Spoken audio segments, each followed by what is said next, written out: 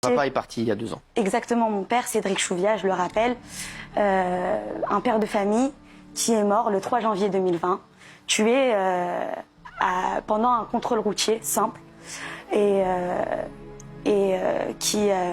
excusez-moi. Et que durant ce contrôle routier, il y a eu des techniques qui ont été utilisées, meurtrières. Et que depuis le début de notre affaire, on les dénonce. Et j'aimerais rappeler que mon père, Cédric Chouviat, pendant qu'il était en train de vivre sa mise à mort, où 4 policiers étaient en train de s'acharner et le priver de respirer, il criait « Cette fois, j'étouffe ». Et notre ministre de l'Intérieur est au courant de ces paroles que mon père a prononcées et criées de détresse et d'agonie à ce moment-là. Donc du coup, actuellement, moi en tant que citoyenne, en tant qu'humain et en tant que fille de victime, je suis déçue actuellement par mon gouvernement. À cause de leurs erreurs et de leur ignorance, il y a des choses qui sont produites, il y a eu des drames. Et si on n'empêche pas tout ça, et si on n'apporte pas des mesures et des solutions, ils vont se reproduire et on pourra que pleurer.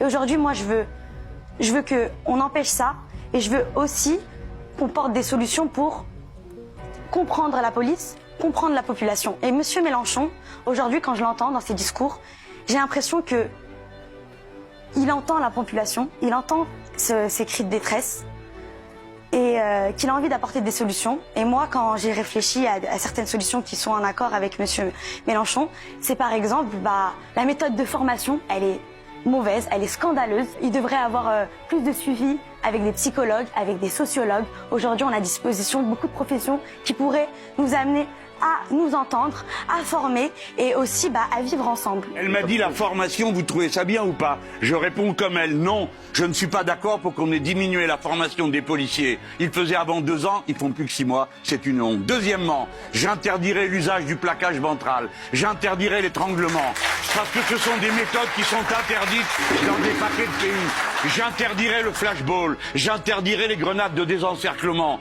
La police républicaine ne tire pas sur les gens. La police républicaine, elle est aimée du public et elle doit se rendre respectable pour pouvoir être respectée.